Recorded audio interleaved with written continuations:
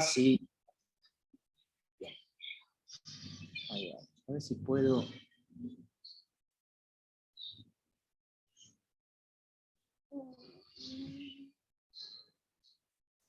Bien, lo que les quiero mostrar acá es básicamente, creo que el gran interés que ha tenido en los últimos años las neurociencias aplicadas al proceso penal, ¿no? Este es un manual de evidencia americano, Estados Unidos, ¿sí? Como todos conocen, el sistema anglosajón, con un sistema claramente adversarial y de producción de prueba independiente, con criterios de admisibilidad de pruebas de expertos que intenta ser riguroso, con el objetivo de no permitir que ingrese prueba de baja calidad y sobre todo en aquellos ámbitos donde los abogados no son expertos, ¿no? Entonces, en las últimas décadas ha habido importantes desarrollos en temas de derecho procesal que tocan directamente cuestiones relacionadas con los peritajes en diversos campos disciplinares. En ese contexto, y con el objetivo de que los litigantes conozcan un poco más sobre aquellas disciplinas en las que se piden peritajes en los diversos fueros judiciales, es que diversas agencias de Estados Unidos relacionadas con la ciencia han ido desarrollando en conjunto con profesionales del derecho manuales para acercar conocimientos básicos relacionados con estas disciplinas, ¿no? Y tradicionalmente esos manuales tocaban y tienen temas relacionados en sus libros con, por ejemplo, criminalística, cuestiones que tienen que ver con investigación científica del delito, pruebas que tienen que ver con las huellas dactilares, las huellas de pisadas y cuestiones de ADN, pero en los últimos años, voy a volver al original a ver si puedo, porque no puedo compartir bien el PowerPoint. En los últimos años han incorporado cuestiones relacionadas con las neurociencias. Bien, en las últimas décadas han incorporado, como les decía, estos manuales de evidencia, cuestiones relacionadas sobre el cerebro humano, ¿sí? ¿Cómo es el cerebro humano? ¿Qué técnicas de investigación existen para estudiar el cerebro? Lo que la mayoría ya conoce, la tomografía computada, la resonancia magnética, el electroencefalograma. Bueno, estos manuales explican de manera sencilla y con un público no experto, básicamente, como les digo, abogados, explica de qué se trata todo esto. Y el objetivo es, de vuelta, que los abogados tengan, los litigantes tengan mayores conocimientos para cuando tengan que analizar pruebas relacionadas con este campo disciplinar, con las neurociencias, porque cada vez es más frecuente que pruebas que tocan cuestiones neurocientíficas se incorporen en diferentes juicios, tanto penales como civiles. Como nos estamos dedicando a justicia restaurativa, les quiero compartir de manera sencilla cuáles son hoy las diversas áreas de investigación sobre las neurociencias y el derecho. Si pensamos en términos de los imputados, ¿sí? Estamos ahí viendo la cuestión relacionada con el estado mental al momento del hecho, ¿sí? Que es la imputabilidad. Si estamos pensando en la capacidad para estar en juicio, son cada vez más frecuentes que se soliciten pruebas, por ejemplo, para evaluar si alguien está en condiciones de comprender el proceso y si, por ejemplo, con un deterioro cognitivo tipo Alzheimer, esta neuroimagen podría traer más información sobre el caso, ¿no? Entonces, si hablamos de los imputados, ahora voy a mostrar un poco más sobre el tema de imputabilidad, pero tenemos diversas áreas de aplicación donde podrían las neurociencias, las investigaciones sobre neuroimágenes, dar alguna información. ¿Qué pasa con los jueces? Hay varios trabajos que intentan también repensar y analizar de qué manera toman decisiones los jueces. ¿Bien? ¿Qué áreas del cerebro se activan cuando alguien está tomando una decisión judicial? ¿Bien? Por otro lado, uno de los temas muy importantes que atraviesa muy fuertemente el derecho penal, porque sabemos que las pruebas testimoniales son centrales en la mayoría de los juicios penales, es si puede existir, ya les adelanto que no, pero si puede existir alguna herramienta, alguna técnica, algún instrumento basado en neurociencias que nos permita determinar si un testigo está diciendo la verdad o no. Testigo, o eventualmente podría ser imputado. Es decir, si podríamos tener lo que se denomina un detector de mentira bajo escáner cerebral. Y esto es uno de los puntos, ¿no? Ustedes dirán, Ezequiel, qué lindo esto, pero ¿cómo lo aplico en la práctica? En Estados Unidos ha habido al menos 2 casos, uno que está muy difundido, donde el juez penal tuvo que decidir, pasando los criterios de admisibilidad de prueba de expertos, si admitía o no la realización de una resonancia magnética funcional para un sujeto que decía que él estaba diciendo la verdad y reclamaba su inocencia. Con lo cual, bueno, a nosotros probablemente esto si nos llega bastante más tarde, pero hoy es una realidad que estas herramientas son llevadas adelante por abogados litigantes en casos concretos. ¿Bien? El otro punto es pensando en los jurados, lo que se llama neuroevidencia. ¿Qué sucede cuando un grupo de personas que son legas en neurociencias y legas en derecho están expuestos a evidencia neurocientífica? Esto es, los abogados litigantes presentan, generalmente el abogado defensor, presenta en su teoría del caso una resonancia magnética y estudios de neurogenética o de genética, y señala que, por ejemplo, este sujeto que está siendo acusado de un delito de homicidio es inimputable porque tiene tal o cual patología que está demostrada, voy a ponerlo en esos términos, y que se ven en las neuroimágenes, y que además el estudio neurogenético muestra alteraciones a nivel de los genes que fueron correlacionados con mayor agresividad. Entonces, ¿de qué manera los jurados, ¿sí?, toman esta evidencia en comparación con otro tipo de evidencia que no habla sobre neurociencias? Yo estoy diciendo títulos, estoy dando pinceladas muy gruesas, los voy a dejar con muchas inquietudes y preguntas. Es la idea para que Celeste me invite nuevamente y digan, che, que viene Ezequiel, invitémoslo, siempre quedan cosas pendientes, así que les adelanto que hay una buena parte de la bibliografía, aunque esto no es todos los estudios, pero una cierta bibliografía que muestra que los resultados son los siguientes. Las personas que están llamadas como jurados, por supuesto jurados simulados, tienen una tendencia a tomar aquellas pruebas que hablan sobre evidencia neurocientífica como con más credibilidad. Le dan esta barniz, voy a ponerle de cientificidad, versus otras pruebas.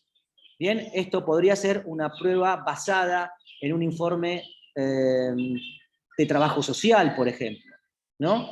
Entonces, digo, frente al mismo caso, el mismo diagnóstico, la misma imputación, 2 pruebas distintas, pero que abonan o apuntan a lo mismo, la prueba que tiene evidencia neurocientífica es más valorada positivamente y los jurados tienden a dar más resoluciones de inimputabilidad frente al mismo caso, el mismo diagnóstico, pero con otro tipo de prueba, como puede ser una evaluación social o psicosocial. Bien, con lo cual esto, imagino yo, que en las provincias donde se llevan adelante juicios por jurados, teniendo abogados defensores muy siempre atentos a ver cómo pueden presentar la mejor teoría del caso, es muy probable que empiecen a decir, bueno, quizás necesite hacer estudios de neuroimágenes a algunos imputados en algunas causas. Así que esta es otra de las áreas que se están investigando y que pueden tener una implicancia concreta. Este es un gran resumen de algunas de las otras áreas que no están en ese estrado judicial, ¿bien?, pero que son muy importantes y que han sido claves y donde, por lo menos de mi perspectiva, han cambiado, por ejemplo, la perspectiva de juzgar a los adolescentes en conflicto con la ley penal en Estados Unidos, que es cómo se desarrolla, cómo crece y cómo madura el cerebro de los adolescentes. Hay una buena cantidad de investigaciones que apuntan y señalan algunos conocimientos que teníamos ya desde hace bastante tiempo, pero que empiezan a cobrar mayor fortaleza, que es que el cerebro de los adolescentes, bueno, cuando les diga esto me dicen, qué obvio, pero esto es importante, el cerebro de los adolescentes no madura, crece y se desarrolla de la misma forma en todo el cerebro, y la madurez del cerebro como tal se alcanza más allá de los 20 años. ¿Bien? Con lo cual habría que repensar también algunas edades mínimas para distintas cuestiones, pero en principio la evidencia disponible señala que las regiones más anteriores del cerebro, donde están relacionadas y son críticas para funciones muy complejas, relacionadas con la toma de decisiones, el juicio crítico, los juicios morales, esas áreas todavía no se encuentran suficientemente maduras, sino más allá de los 20 años. Con lo cual, esto tampoco me voy a meter, pero tuvo implicancias concretas en varios casos que llegaron a la Corte Suprema de Estados Unidos. El más conocido, Roper versus Simmons, sobre pena de muerte y adolescentes. Después, Graham versus Virginia, cuestiones relacionadas con pena de prisión perpetua y su relación con los adolescentes. O sea, ahí tenemos un área concreta de influencia específica, porque en varios de estos fallos la Corte Suprema hizo referencia a las neurociencias del cerebro adolescente. Otro de las áreas es si es posible, y esto genera, digamos, mucha tensión, por lo que les voy a comentar, que es si es posible tener marcadores de funcionamiento cerebral que nos permitan hacer juicios de predicción, aunque esto tiene sus dificultades, de violencia futura. Es decir, si podemos tener marcadores neurobiológicos, muy bien, si podemos tener marcadores neurobiológicos de reincidencia criminal. Esto es todo un nuevo apartado, que yo y muchos lo ponen como neuropredicción, en el campo forense, porque la neuropredicción se está desarrollando en múltiples áreas, pero hay un área de investigación fuerte de la neuropredicción en el campo forense. Y de la mano de esto también empezar a pensar si podemos diseñar tratamientos basados en estos hallazgos sobre el funcionamiento cerebral de sujetos con graves trastornos de la personalidad y desarrollar tratamientos en ese sentido más específicos. Cuando vemos, ¿sí?, que sería ahí lo que ustedes ven abajo a la izquierda, de predicción y tratamiento de conductas antisociales. Cuando vamos a pensar qué pasa con la imputabilidad, ahí hay como 3 grandes grupos de cuadros psicopatológicos. Uno, que tiene que ver con el consumo de sustancias y las adicciones, entender qué le pasa a una persona que consume sustancias en el largo plazo, cómo se modifica y se transforma el funcionamiento cerebral, también la morfología del cerebro, qué le sucede a ese funcionamiento cerebral y a la conducta del sujeto. Después, algo que tiene mucho, digamos, repercusión en el, como en el mainstream, ¿no? O sea, la gente siempre está como muy atenta a la psicopatía. ¿Qué pasa en el cerebro de los psicópatas? Su cerebro funciona de manera igual a los que no tienen psicopatía. Y después otro gran grupo de cuadros psicopatológicos que involucran alteraciones en la región más anterior del cerebro, que es el lóbulo frontal. Esto también creo que nosotros tenemos que pensarlo, porque en Argentina... Muy bien. Chau, en Argentina tenemos una gran cantidad de personas que mueren y fallecen por consecuencia de accidentes de tránsito, y muchas más quedan lesionadas con secuelas y con distintas discapacidades relacionadas con los accidentes de tránsito. Con lo cual, muchas de estas personas que quedan con alteraciones secuelares, algunas de estas pueden tener alteraciones en el comportamiento. Y esas alteraciones en el comportamiento pueden a veces implicar o tener algún contacto con el sistema de justicia. Esto muestra, y yo lo presento siempre, y a los que me vieron en algún otro lado les pido disculpas porque han sido otra vez Ezequiel con el mismo gráfico de siempre, pero para los que no me vieron, el público siempre se renueva, dice la Chiqui Legrand, y esto hay que tenerlo siempre claro. Esto muestra la gran cantidad de publicaciones que hay en los últimos años de la intersección entre neurociencias y derecho. Como ven, y ahora todos manejamos esta terminología de crecimiento exponencial, muestra que en las últimas décadas hay un gran interés por parte de la comunidad científica de este entrecruzamiento entre neurociencias y derecho. ¿Bien? Como se imaginarán, la gran cantidad de publicaciones de esta área está en el idioma en que se comunica la ciencia, que es el idioma inglés, con lo cual esta gran cantidad de publicaciones, en su gran mayoría, está en inglés. Y voy a comentarles algunas cuestiones de algunos centros de nuestro país. Cuando hablamos de neurociencias y derecho, y hablamos en nuestro contexto latinoamericano y particularmente en Argentina, a muchos se les enciende grandes luces de alarma, ¿no? O sea, sobre todo los que vienen de perspectivas de criminología crítica, de hecho penal mínimo. Bueno, ven en esto una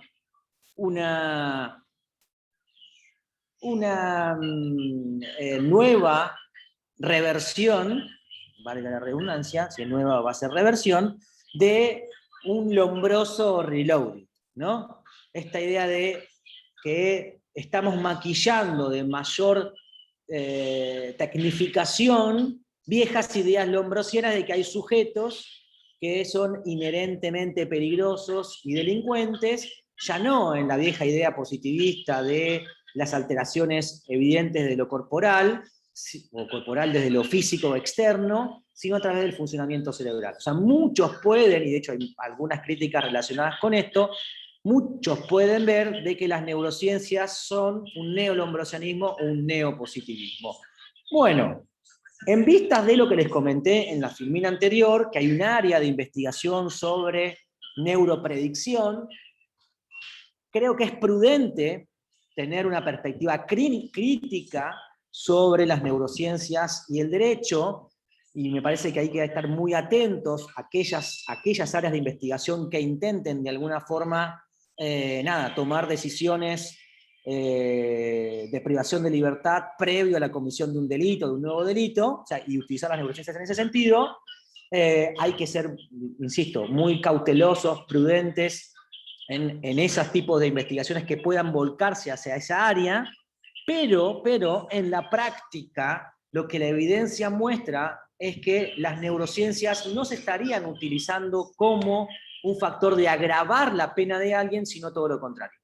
Lo que la evidencia disponible muestra, hasta ahora por lo menos, es que la neurociencia, los estudios sobre neuroimágenes, se estarían utilizando para disminuir, para mitigar la pena, sobre todo en casos de pena capital.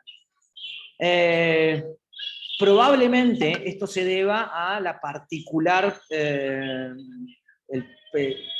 forma que tiene Estados Unidos, digamos, los sistemas anglosajones, de llevar adelante los juicios en general y los penales en particular, donde, digamos, es una tradición muy distinta a la nuestra, donde la fase de discusión de admisibilidad de prueba, la fase de discusión de culpabilidad y la fase de pena están bien diferenciados, y donde los criterios de admisibilidad de prueba en esas 3 etapas pueden ser distintos.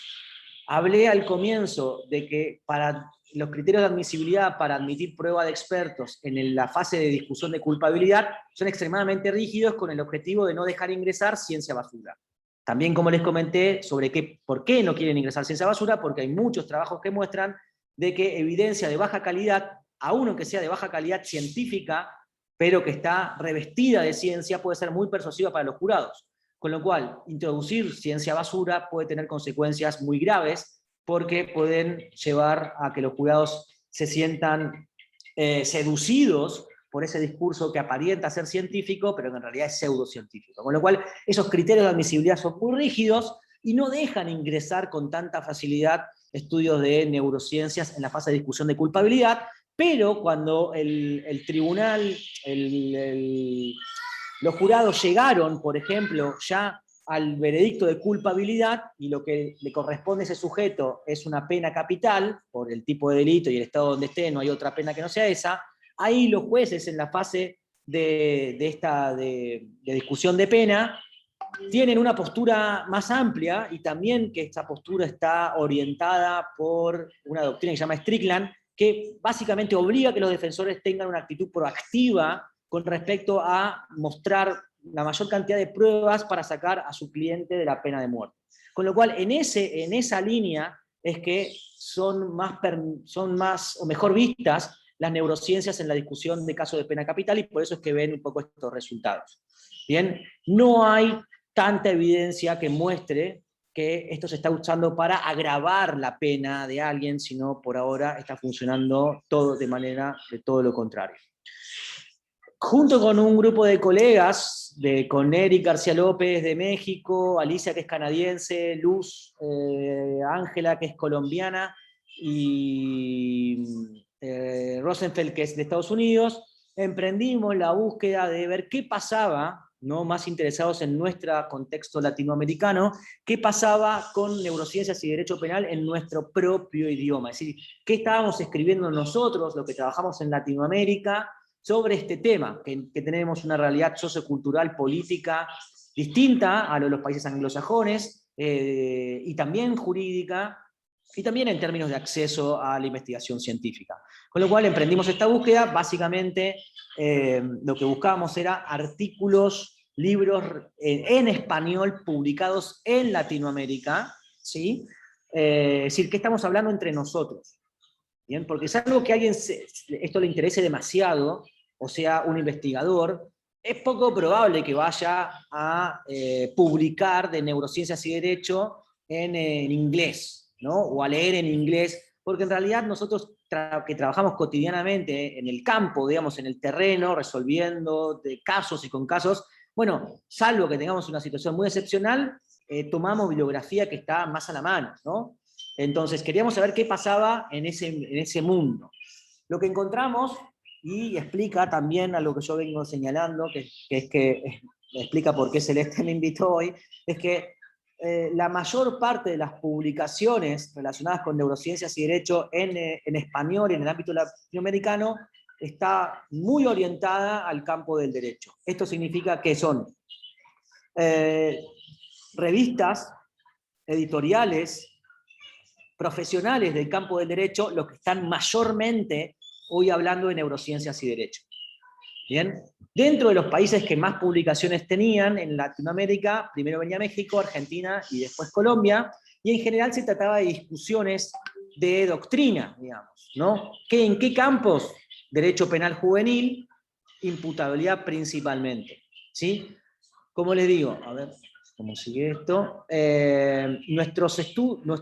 nuestras publicaciones son mucho más modestas en términos de volumen que lo que sucede si uno compara las publicaciones en inglés. Es decir, que es muy incipiente todavía el desarrollo de esta nueva disciplina, que puede ser el neuroderecho, muestra lo mismo. La explicación que nosotros dimos, nuestra hipótesis era que esta menor cantidad de publicaciones estaba probablemente vinculada a lo que destinan nuestros países latinoamericanos a ciencia y tecnología y desarrollo. ¿Sí? Los países centrales, que, hablando de lo que nos atraviesa en este año tan difícil de pandemia, los países que han desarrollado innovaciones y que han gestionado muy bien la pandemia, ¿no?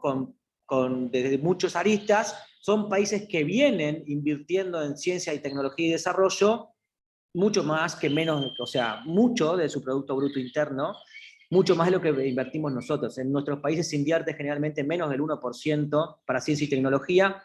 Países como Israel, ahí ven lo que invierten más del 4% de su PBI. Con lo cual es probable que estas investigaciones que son todavía incipientes tengan que ver también con temas de inversión. ¿Cuáles son los proyectos, ¿sí?, centrales que hoy agrupan neurociencias y derecho? El más importante, porque fue uno de los primeros que comenzó, está en Estados Unidos, que se llama Neuroscience and Law Project, que se originó en la Universidad de Vanderbilt, donó $10 millones la Fundación MacArthur para generar ese proyecto de investigación sobre neurociencias y derecho, donde participan las universidades más prestigiosas de Estados Unidos, las que quieran poner, digamos. Harvard participa, Pensilvania participa, bueno, Vanderbilt le dije, y participan diversas disciplinas, no solamente psiquiatras, psicólogos, neurocientíficos, sino también profesionales del campo de la filosofía y por supuesto del campo del derecho.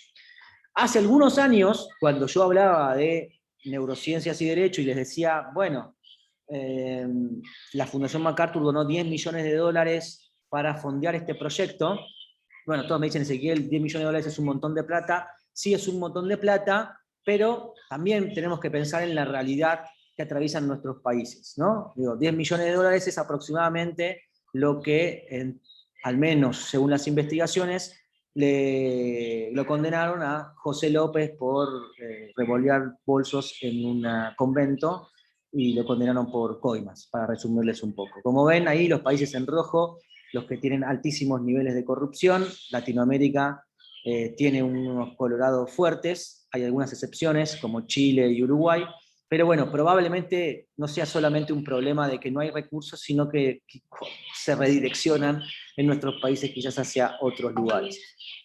Estos son algunos de los temas que nosotros venimos investigando. Les cuento rápidamente cuáles son los centros, al menos que yo conozco. Les voy a decir los de Argentina y al menos en Latinoamérica. En Argentina, y de vuelta para reforzar la idea de que es más probable que los abogados estén interesados en estos temas que los que provenimos del campo de la medicina o de la psiquiatría o de la psicología. La Universidad de Buenos Aires, en la Facultad de Derecho, el doctor Daniel Pastor generó un proyecto de investigación ahí, el UBACIT. En ese momento, Daniel Pastor también dirige el Instituto de Neurociencias y Derecho de la Fundación INECO. En la Academia Nacional de Ciencias, donde estoy yo, en el Centro Interdisciplinario, ahí Castex, ya hace bastante tiempo, genera ahí una línea de investigación sobre neurociencias y derecho.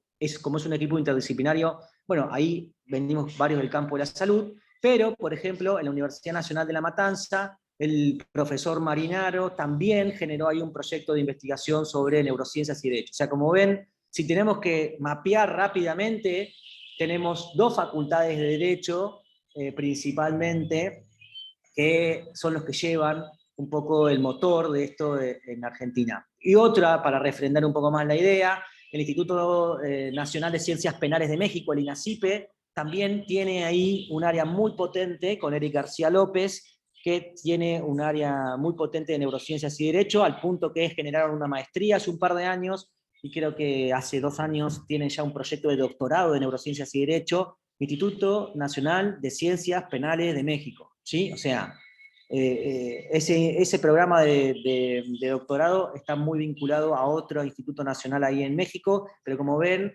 en Latinoamérica, por lo menos lo que muestran los datos, es que está muy motorizado por el campo del derecho más que por el campo de la salud. Y de hecho, la mayor parte de las publicaciones provienen también de esas editoriales y de ese lado. Si nos saltamos el charco y nos vamos a España, ahí está sin dudas Castilla de la Mancha, Demetrio Crespo con sus investigaciones y con su grupo de investigación, también provienen del campo del derecho. Si vamos a Barcelona, también tenemos en la Universidad de Barcelona varios autores procesalistas que también han tocado temas de neurociencias y derecho.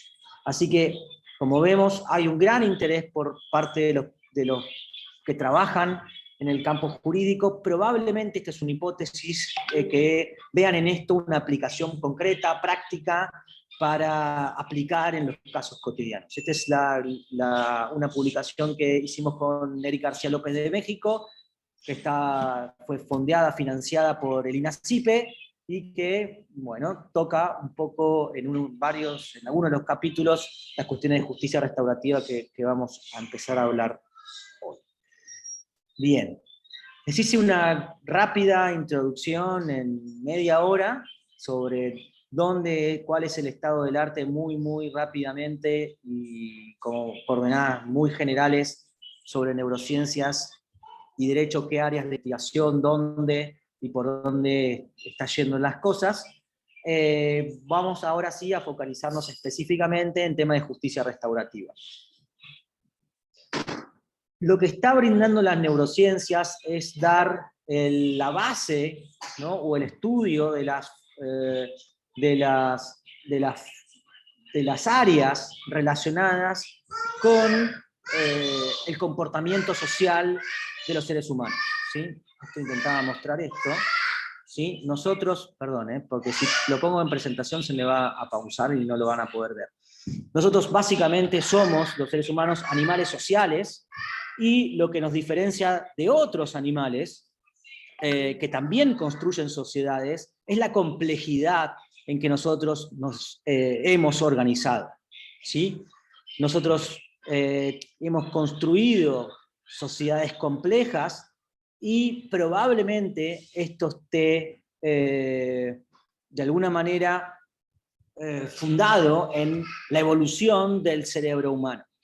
Y puntualmente se hace mucho hincapié en determinadas áreas del cerebro que han crecido en tamaño y también en funciones en comparación con otros animales no humanos. Lo que se ve es que la región más anterior del cerebro, el lóbulo frontal, lo que está por detrás de la frente y arriba de nuestros ojos, esa área, varias investigaciones señalan que han crecido desde el punto de vista evolutivo, en tamaño y también en funciones, y que esta región estaría implicada en varias de las funciones humanas más complejas, ¿sí? Y dentro de eso, sin dudas, que dentro de estas funciones humanas complejas va a estar el proceso de justicia restaurativa. A mí me interesó particularmente este autor Wallis porque de alguna manera interrelaciona la justicia restaurativa con la psicología, pero también con algo con las neurociencias, y él señala, ¿no?, y define a la justicia restaurativa como una conversación, un diálogo, pero un diálogo con características particulares, ¿no? Es un diálogo que se ha quebrado, ¿no?, de alguna manera. Es alguien que ha destruido o ha dañado, ¿sí?, a través de su conducta, un delito, la relación social de confianza que nosotros tenemos como seres humanos y que nos ha permitido construir sociedades complejas basadas también en la cooperación.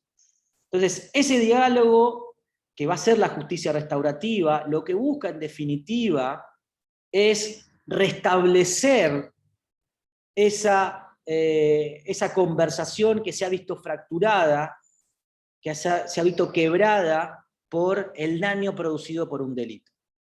¿Bien? Lo que hace, según Wallis, la justicia restaurativa, obviamente, es en primer lugar identificar y reconocer los daños que ha causado el delito y sobre todas las cosas conocer a las dos partes involucradas, ¿sí?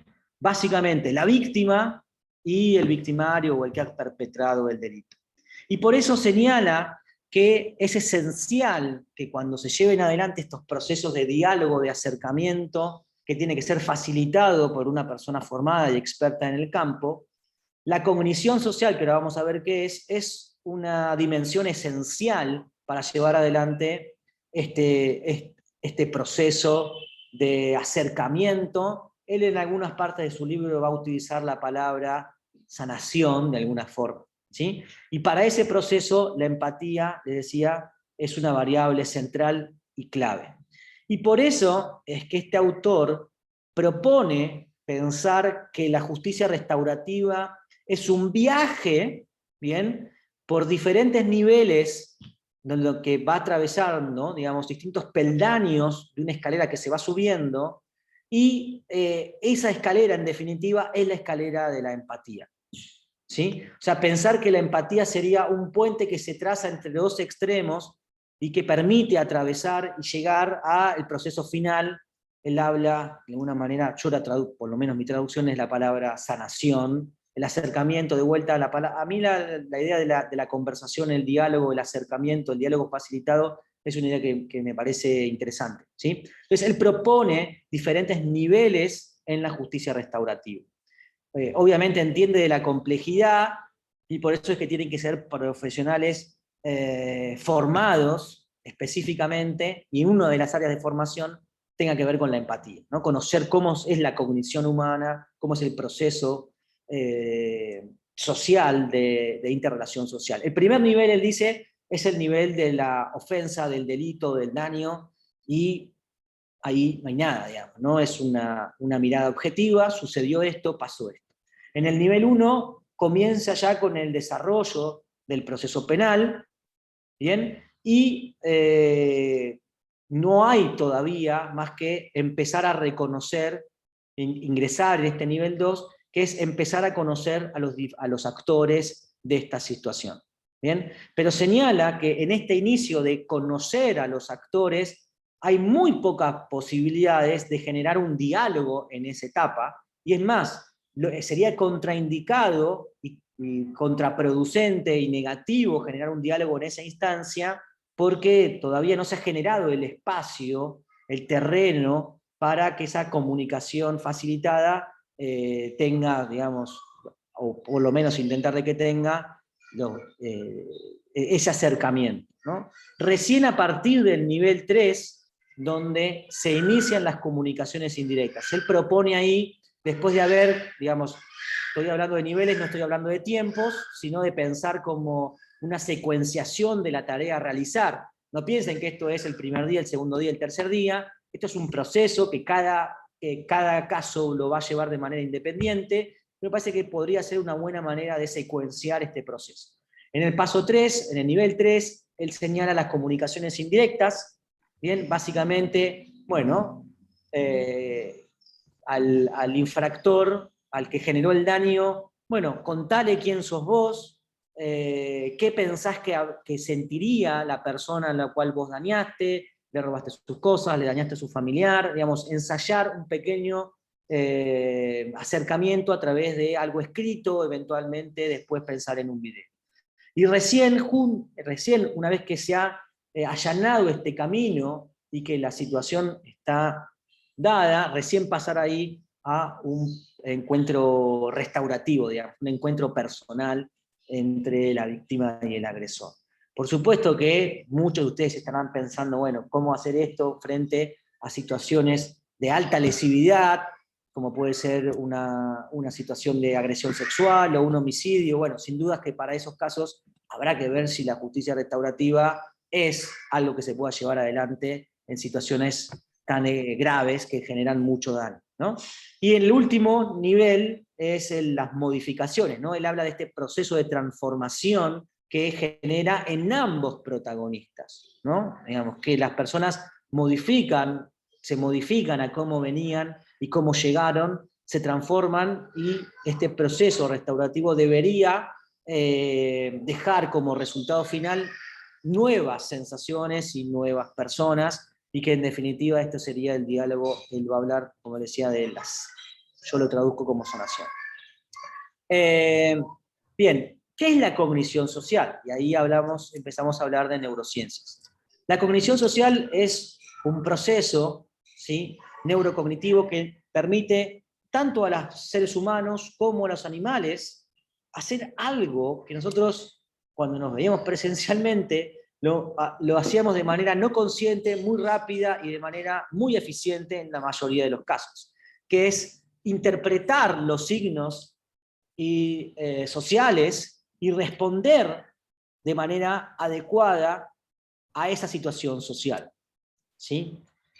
Y lo que tiene de interesante esto es que este es un proceso complejo que involucra diferentes áreas del cerebro, y sobre todo que es un proceso que se adquiere de manera paulatina a nivel del desarrollo, pero que no se adquiere tampoco de manera intelectual consciente. Es decir, no tenemos una clase en la escuela primaria, aunque hoy las escuelas, muchas intentan también, y sobre todo los jardines, tocar temas relacionados con la emoción, pero no tenemos una clase, por ejemplo, de cuando una persona mira el reloj 2 veces, significa que está aburrida y se quiere ir, ¿sí? Tampoco tenemos una clase que nos diga, bueno, chicos, sepan que la distancia interpersonal socialmente adecuada es de 80 centímetros. Si ustedes se acercan a menos de 80 centímetros, la persona se va a sentir incómoda. Eso no sucede.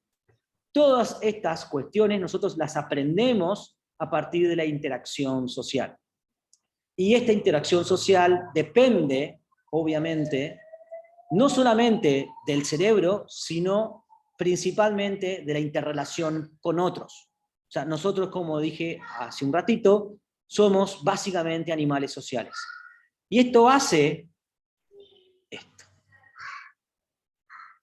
Lástima que yo tenía todo muy bien armadito, no se los puedo pasar. Pero voy a hacer esto. Nosotros como seres humanos no interpretamos de la misma manera el mundo físico que el mundo social. No solamente que hay diversas áreas, sino que también tiene del cerebro involucradas, sino que también vemos que nuestras inferencias del mundo físico es distinta. Es decir, cuando yo veo, es lo que no se puede ver, pero había una pelota en la presentación que picaba. Cuando yo interpreto un movimiento físico, digamos, ¿sí? Me refiero a la ciencia de la física, ese movimiento físico de ese cuerpo lo interpreto de una manera y involucra áreas del cerebro muy distintas a cuando yo estoy interpretando esta imagen. ¿Sí? Cuando nosotros interpretamos una imagen que tiene un contenido social, nosotros inferimos, ¿sí? Y ahí hay diversas hipótesis, qué es lo que puede estar transmitiendo ese gesto, ese rostro. ¿Bien? O sea que para nosotros no es lo mismo, en términos de funcionamiento cerebral, una pelota que viene picando que una imagen como esta o una situación que implica un contenido emocional. O sea, nosotros lo que hacemos en este caso es focalizar nuestra mirada, nuestros ojos, por ejemplo, a tratar de ver los ojos de la otra persona, el rostro, ver el contexto e inferir qué puede estar pensando o sintiendo, en este caso, Daniel Scioli. O fíjense acá, ¿sí? Ahí. ¿Qué estaría pasando sin que yo vea esta imagen? No sé si no les gusta el fútbol, a mí no me gusta el fútbol, pero sin yo saber qué pasó ahí, puedo, en base a mi experiencia previa y a situaciones similares, y a lo que aprendí en la interrelación con otros y en situaciones parecidas a esta, inferir de que aquí alguien estuvo cerca de meter un gol. Y acá alguien probablemente metió o estuvo también muy cerca de meter un gol. No sé cómo terminó la situación concreta. ¿Sí? Lo que hacemos con todo esto es básicamente inferir qué piensan y también qué pueden estar sintiendo estas personas. Y todo eso nosotros lo hacemos de manera no consciente, o sea, no es algo que nos detengamos a hacer. Y eso es importante porque no perdemos tanto tiempo, digamos, ¿no? En términos de evolutivos, esto no nos quita tanta energía. Pero sí, nuestro cerebro está todo el tiempo tratando de inferir qué está pensando o sintiendo otra persona, y nuestro cerebro está preparado para eso. Y fíjense lo preparado que está para interpretar señales sociales, que es esto que se llaman pareidolias. ¿Qué ven acá, en esta imagen que estoy así redondeando ahí? ¿Qué ven ahí, además de dos zanahorias? ¿Alguien quiere contestar? Zanahorias, estoy solo, me Parece perdí. dos zanahorias abrazándose. Dos zanahorias abrazándose, Una exactamente. abrazando a otra, ¿no? Muy bien. O sea, nosotros estamos atribuyendo un contenido social, emocional, a dos zanahorias. Bien, nuestro cerebro parece, día que está de alguna manera muy predispuesto siempre a interpretar en clave social. Por eso es que vemos, por ejemplo, acá, yo le voy a decir, vemos, ahora yo le voy a decir lo que vemos, y voy a decir no lo veo, pero se lo voy a mostrar, vemos la sombra de Donald Trump en una toalla, que es esta que está acá. Esto explica por qué nosotros vemos que la tostada nos sonríe, o nos vemos que en el café nos hace una mueca, o vemos en las nubes un caballo y así. Nuestro cerebro está muy predispuesto y muy preparado a interpretar en clave social, ¿sí? Dentro de esto, esta habilidad que nosotros tenemos, que es compleja, va a estar diferentes construcciones. Dentro de eso vamos a dedicarnos a ver una, que es específicamente la clave de la justicia restaurativa, que es la empatía. Como les decía, la cognición social es este proceso cognitivo que hace que los humanos, y otros animales también, pero nosotros tenemos una gran complejidad en esto, podamos representarnos, inferir lo que una persona está pensando o sintiendo y adecuar nuestro comportamiento para guiar nuestra conducta de manera flexible y adecuada a la situación social. Y cuando una persona no puede hacer esto de manera adecuada, va a tener bastantes problemas en la interacción social. Digo, muchos de ustedes se han sentido incómodos cuando alguien estaban conversando e invadía su espacio personal, se acercaba mucho a ustedes. O sea, a ustedes probablemente a muchos les ha pasado también esto, de sentir una cierta incomodidad, de decir, ¿por qué se acerca tanto? Si nosotros no tenemos confianza no te conozco y además me siento incómodo. Ahora, nadie me podría decir con certeza cuál es la distancia mínima que debemos mantener nosotros en una conversación. Sin embargo, esa sensación interna la tenemos. ¿Bien? Y cuando esas cosas fallan, y fallan en algunas condiciones clínicas, las personas tienen muchos problemas. ¿Por qué? Porque pueden decir cosas que piensan que son inadecuadas socialmente, ¿sí? Que pueden describir una situación, por ejemplo, una condición de un sujeto, pero que nosotros no decimos abiertamente porque inferimos, por ejemplo, que la otra persona se puede ofender y se puede sentir mal, y nosotros no queremos ofenderla, ¿sí? Entonces, esto es una clave esencial, y por eso yo acá siempre resalto lo mismo. Nosotros no decimos todo lo que pensamos, y está bien que hagamos eso, porque el decir todo lo que pensamos nos va a traer muchos problemas. Si yo le digo todo lo que pienso a mi jefe cuando me llama la atención o cuando me presiona porque tengo que entregar algo en determinado tiempo, yo le digo todo lo que pienso sobre él, voy a tener problemas. ¿Bien? Entonces, esta idea que se ha construido un poco sobre lo que algunos llaman, bueno, yo soy frontal, y bueno, ser extremadamente frontal en todas las situaciones sociales no es un comportamiento adaptativo, porque te va a traer problemas, porque la gente se va a sentir mal. Y por eso es que nosotros tenemos algo, como seres humanos, y otras especies también tienen alguna conducta adaptativa relacionada con esto, que son básicamente las mentiras piadosas o las mentiras blancas. Por eso es que yo siempre digo algo bastante provocador, que no es mío, pero que lo digo, me toca a mí decirlo, que es que todos somos muy, muy buenos mentirosos y todos mentimos y mentimos varias veces en el día. Es decir, nosotros como seres humanos tenemos la posibilidad de convivir en esta dicotomía, que es que enseñarle a nuestros hijos y a todos que nuestros valores morales esenciales incluyen la honestidad. Sin embargo, ser deshonestos gran parte del día, ¿no? Entonces, ¿de qué manera podemos convivir esto? Es porque la mentira blanca implica tener un comportamiento socialmente adaptativo, que es guiar nuestro comportamiento en clave social. Yo no le digo a otra persona algo, ¿sí?, que pienso y que puedo ofenderla gratuitamente, ¿sí? Entonces, por ejemplo, hoy, ustedes saben que ahora, por lo menos en Buenos Aires, se pueden vacunar las personas que tienen algunos factores de riesgo, y dentro de esos factores de riesgo está la obesidad. La obesidad tiene que tener un determinado índice de masa corporal, y yo hoy me levanté pensando en un amigo que tenía sobrepeso, pero no sabía si, o sea, le quise decir que por favor que me dieran los datos para ver si le daba para sacarse su índice de masa corporal y si llegaba a tener el criterio para poder entrar en este grupo poblacional de vacunarse.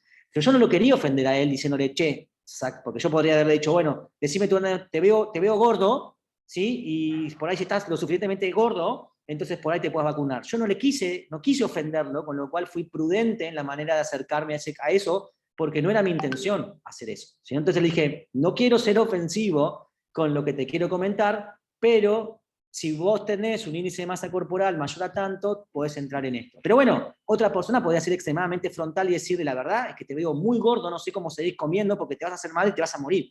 Y además, si te agarra COVID, estás dentro de la población de riesgo y te vas a ir a terapia intensiva. Eso sería alguien extremadamente frontal. Por eso es muy ofensivo para una persona que nosotros la apreciamos, la queremos y no queremos ofenderla.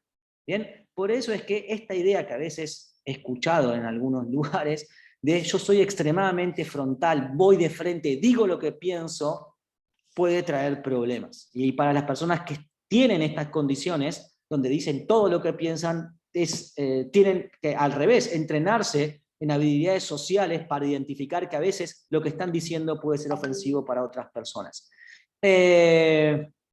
Bien. Hablamos de lo mismo, varios autores que señalan en este mismo sentido, básicamente la capacidad que tenemos de inferir lo que una persona está pensando o sintiendo. Y esto creo que es un punto esencial. Hay muchas de estas cuestiones relacionadas con las emociones, con la cognición social como constructo en general, que todavía están en plena construcción. Y esto es importante que también yo se lo señale, porque si bien tenemos algunas hipótesis que han predominado en la literatura, en los libros y en la divulgación sobre cómo es la expresión de las emociones y qué pasa con nosotros estas emociones internamente, la realidad es que hoy, digamos, en las últimas décadas, esto está siendo revisado. Y hay varios autores que señalan que en realidad nosotros no tenemos, o voy a decir algo desde el sentido común va a resultar bastante obvio, no tenemos una única forma de expresar la emoción de enojo, tristeza o alegría. Es decir, que no habría un único circuito cerebral relacionado con esto. Y que nuestro cerebro básicamente es una gran máquina de predecir con el objetivo de reducir la incertidumbre. Tanto es lo que predice nuestro cerebro, es que nosotros no toleramos los espacios en blanco.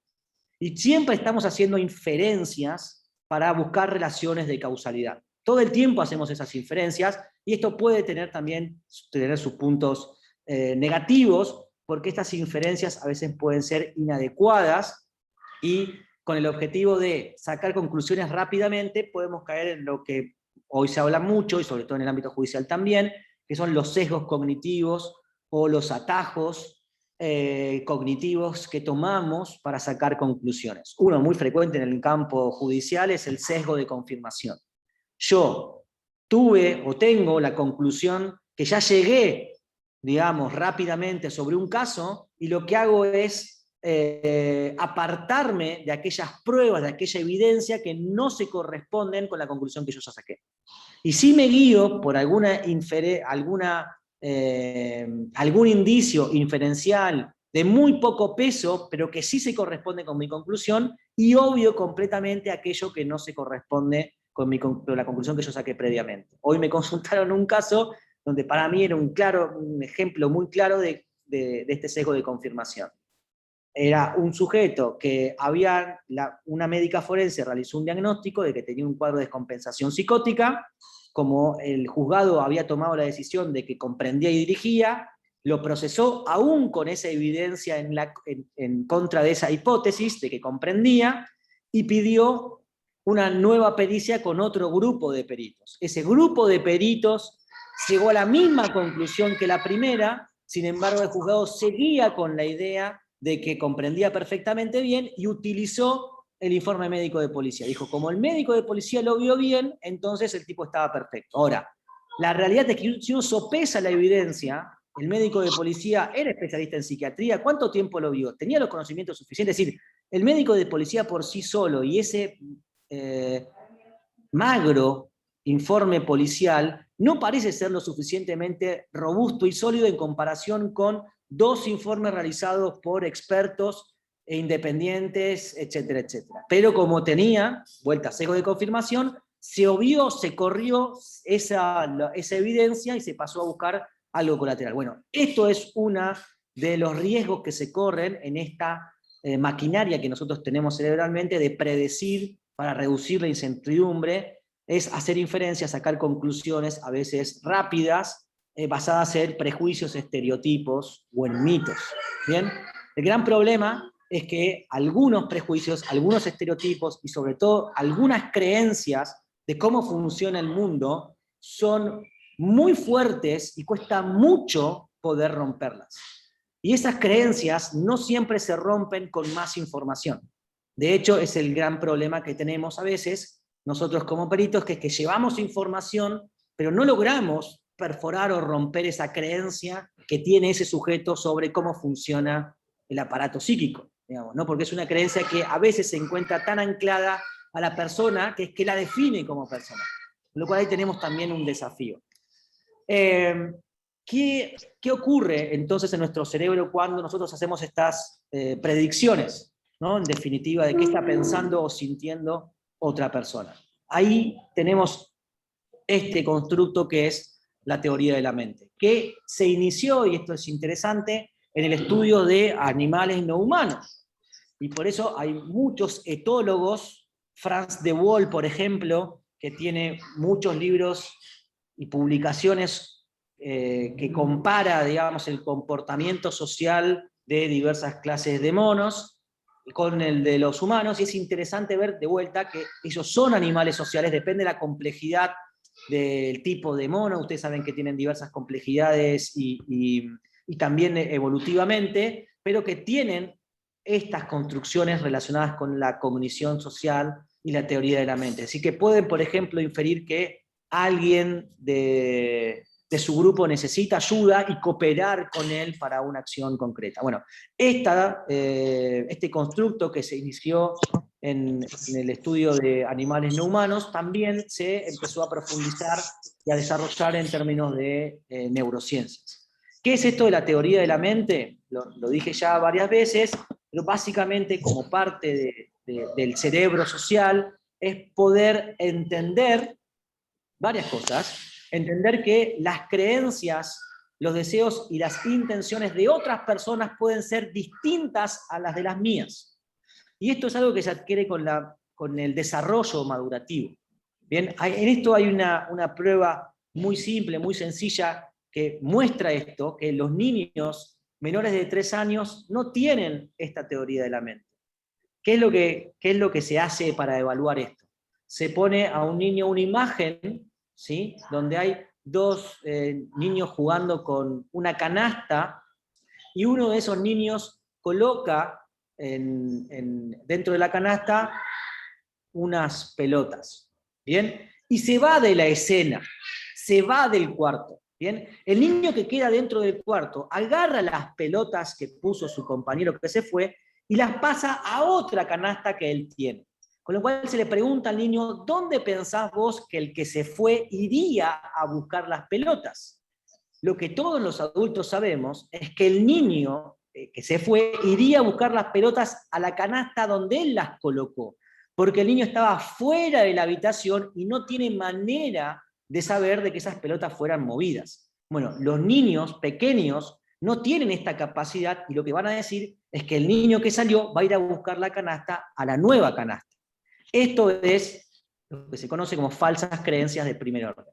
Es decir, los niños requieren todavía de tiempo y de maduración para entender de que sus creencias, de lo que ellos están viendo, no es lo que el niño que se fue está viendo. Es decir, poder tomar la perspectiva del otro. Esto es parte esencial de la teoría de la mente. Entender que otras personas pueden pensar, pueden creer, pueden desear algo distinto a lo que nos pasa a nosotros. Y esto también se toca de manera muy cercana a lo que es un aspecto de la empatía, que es la capacidad que tenemos de inferir lo que una persona está sintiendo. O sea, en algún punto nosotros podemos inferir qué está pensando, pero también podemos inferir qué está sintiendo. Y estas son cosas distintas, ¿sí?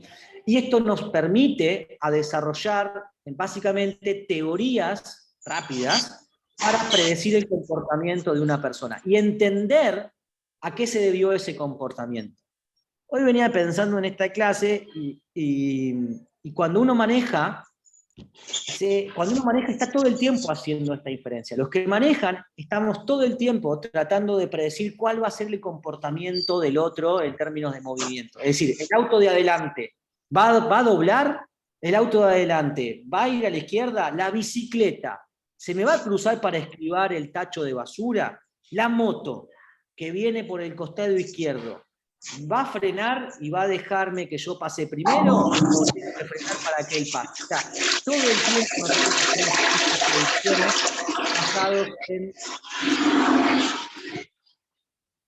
Tenemos a alguien que... Ahí. Sí, ahí estoy Bien. mirando, a ver, perdón. Ahí está, silencio. Todas nosotros hacemos inferencias para predecir el comportamiento de otras personas. Y para eso, ahí también hay diversas hipótesis. Básicamente, utilizamos la experiencia previa, personal, de qué nos pasó en contextos similares, ¿no? Y en base a esa experiencia que vamos acumulando, vamos prediciendo o tratando de traer esas predicciones a este contexto, ¿no? O sea, estamos todo el tiempo adelantándonos nosotros y construyendo escenarios y basados en el contexto. Pero bueno, sabemos que esto no es una maquinaria 100% efectiva, ¿sí? Ahí está lo que les decía de las diversas hipótesis de cómo se produce esta teoría de la mente o mentalización, que es poder inferir lo que la otra persona está pensando o sintiendo. Una es lo que se llama la teoría gramática social, donde nosotros acumulamos información a partir de la interacción social y en nuestra vida, y a partir de esa interacción social extraemos, sistematizamos reglas y las aplicamos. Pero esta teoría no explica, digamos, por qué algunas personas que pueden sistematizar muy bien fallan en el comportamiento social. Por ejemplo, las personas con síndrome de Asperger, que algunas personas sacan excelentes y muy buenas reglas y sistematizan muy bien la información, sin embargo, fallan, por ejemplo, para aplicarlo de manera eficiente en la situación social, ¿no? Y muchas veces resultan muy artificial la manera en que intentan poner en juego o aplicar esa regla, ¿no? En definitiva. O sea, las interacciones sociales a veces tienen esto, ¿no? En esas condiciones. La otra teoría es la teoría de la simulación. Y esta es una teoría interesante porque se relaciona en algo que se llama las neuronas espejo, que también están hoy bastante controvertidas y están siendo revisadas, pero en principio es una hipótesis interesante porque nos permite explicar lo que es la simulación. A mí siempre me interesó porque parece que cierra por todos lados, ¿no? En definitiva, y como es lo atractivo de algunas hipótesis. ¿Qué sería la teoría de la simulación? Que es que cuando yo estoy en esa situación social, lo que hace mi cuerpo, mi cerebro, es simular internamente, de alguna forma, y darle una clave en términos emocionales. Es decir, que mi cuerpo empieza a sentir algo. Que eso después cognitivamente lo traduzco en una conclusión que es, le está pasando esto.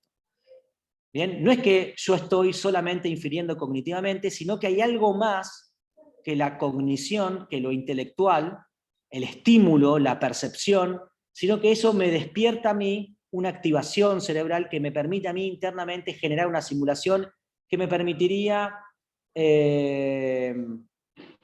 acercarme, digamos, no me sale la palabra, poder coincidir de alguna forma con lo que está sintiendo la otra persona. Y de ahí viene también, bueno, vamos a ver el concepto de empatía. El concepto de empatía no implica únicamente reconocer qué es lo que le está pasando, sino sobre todo sentirlo, ponernos en el cuerpo de. O sea, si la otra persona experimenta dolor, lograr de alguna forma experimentar, sin que nosotros estemos recibiendo el estímulo doloroso, sentir corporalmente ese dolor.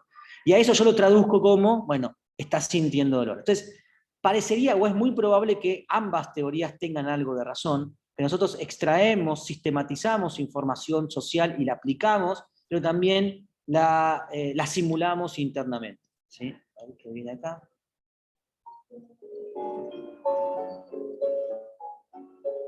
¿Se escucha? ¿Escuchan ustedes o tengo que compartir con otra forma? Se escucha. Ahora. Dear Mary Daisy Dinkle, there's something I have to tell you, which will explain why I have not written.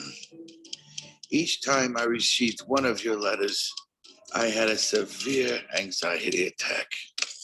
This is because recently, while I was in a mental institution, they diagnosed that I have a new thing called Asperger's syndrome, which is a neurobiological pervasive developmental disability. I prefer ASPE for short. I will now list some of the traits of an ASPE.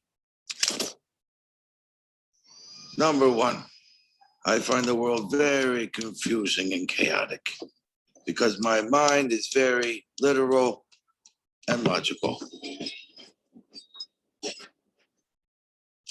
2, I have trouble understanding the expressions on people's faces. When I was younger, I made a book to help me when I was confused.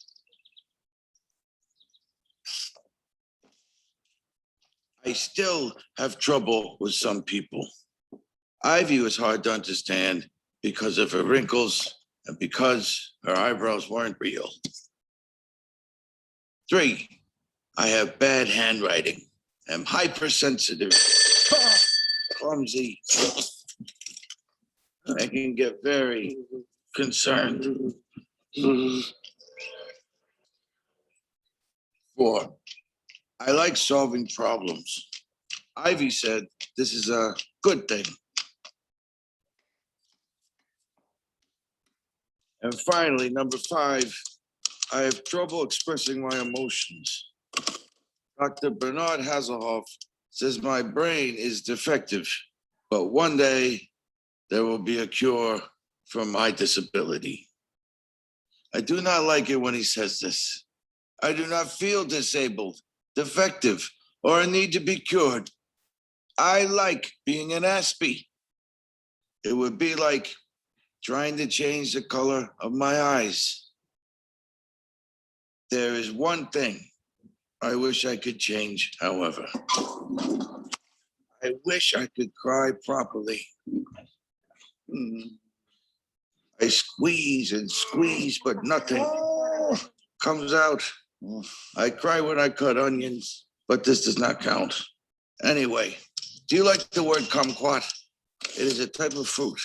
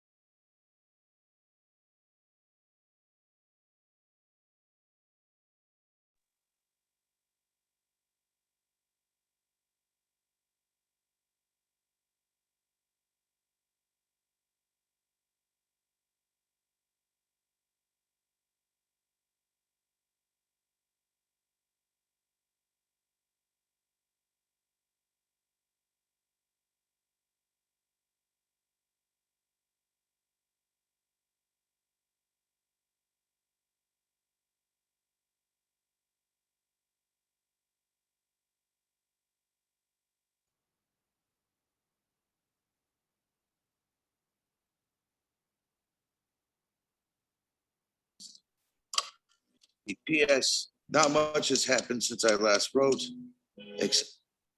Bueno, con esto quería mostrarles un poco esto que les decía de el reconocimiento de emociones, que ahí habría también una discusión, ¿no? O sea, hoy el paradigma de clásico de las emociones, donde uno reconoce y ese reconocimiento despierta o genera una reacción cerebral que hace que yo identifique que esa cara se corresponde a esa emoción, que es la más difundida, y hay muchos trabajos que apoyaban eso, hoy está siendo fuertemente revisado, y la doctora Lisa Feldman Barrett es la que encabeza sin duda su laboratorio, que propone otras hipótesis sobre las emociones, y básicamente tendiente a decir, bueno, miren, un rostro que puede expresar una emoción, pero no necesariamente hay una sola forma de expresar esa emoción, con lo cual algunas personas cuando están contentas sonríen, pero otras personas lloran de alegría. Y cuando están tristes, algunas personas lloran y otras se pueden reír, con lo cual dice, en definitiva, no hay una única activación cerebral para cada una de las emociones.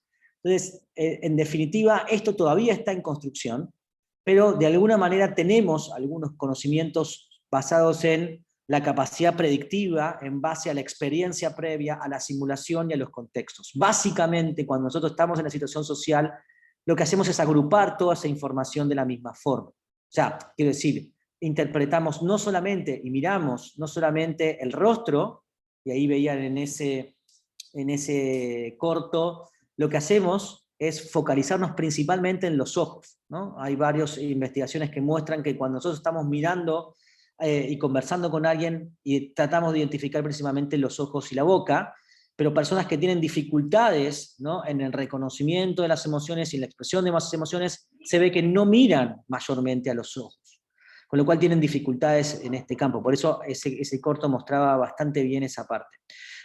La teoría de la mente, ¿no?, está compuesta por diferentes niveles, varios de los que ya vimos. Es inferir lo que una persona está pensando, lo que cree, lo que siente, ¿sí? Después, atribuirles también intenciones a las personas, ¿bien? Y sobre todo, algo muy importante y que genera muchos ruidos en la comunicación entre los seres humanos, que es que también tenemos que poder ejercitar más lo que es el punto 3, que es que lo que nosotros pensamos, lo que nosotros creemos, lo que nosotros interpretamos de una situación puede ser distinto a lo que una persona pensó, creyó o sintió o sucedió. Entonces, es decir, nosotros tenemos que, muchos malos entendidos, ¿no?, y muchas situaciones que a veces terminan en problemas legales, tienen que ver con esto, ¿no? Entender a veces que uno puede tener una creencia errónea acerca de la realidad, y eso se ve también en lo de las falsas creencias, ¿no?, en las test de falsas creencias. Los niveles más complejos, más sutiles de teoría de la mente implican, por ejemplo, entender cuestiones sutiles pero muy complejas de la comunicación social, que son los chistes, las mentiras, las ironías y las metáforas. Esto hace que nosotros que, salvo que uno domine con mucha precisión otro idioma, nos sea muy difícil, por ejemplo, entender este nivel de comunicación en otros idiomas. La entonación, el contexto, la experiencia es lo que nos permite a nosotros entender chistes, metáforas, mentiras o ironías, y hay determinadas condiciones clínicas donde esto es particularmente desafiante y más complejo, ¿sí? Por eso es que en el corto decía este joven que tenía Asperger que era muy literal en la interpretación, ¿no? Y los chistes, las mentiras y las ironías, voy a decirle lo de las metáforas, sacando las mentiras blancas, los chistes, las ironías y las metáforas requieren de algo más sutil que no es la interpretación literal, ¿no? Cuando yo le digo a alguien, me das una mano, no le estoy diciendo que se arranque una mano y me la dé. Cuando yo le digo a alguien que me espere un minuto o que me espere un segundo, ¿sí? No se interpreta literal con un segundo, se interpreta espera un poquito. ¿Cuánto es ese poquito? No sabemos, pero estoy seguro que no es literalmente un segundo. Bueno, esto de entender los chistes, las ironías, las metáforas, cuando uno empieza por lo menos a mí, en mi caso me sucedió, cuando uno empieza a incorporar esto en la lectura, por ejemplo, de algunos casos, se puede percibir que ahí hubo un problema en alguna cuestión relacionada con la teoría de la mente. Puede ver que ha habido una interpretación inadecuada de lo que fue un chiste o una ironía, que el otro lo interpretó de manera literal y eso generó una discusión o una pelea. Y esa pelea terminó con una piña y lesiones leves, yo qué sé.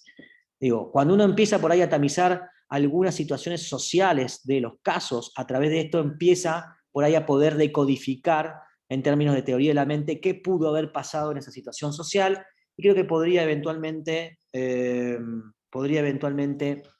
también empezar a trazar un camino para recorrer esos casos, ¿no?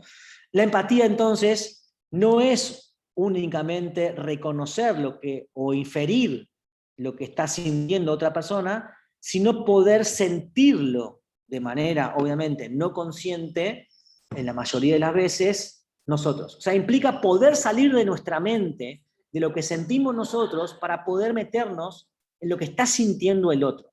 Y esto todavía desvela no solamente a los neurocientíficos, a los psiquiatras, a los psicólogos, sino también a los filósofos.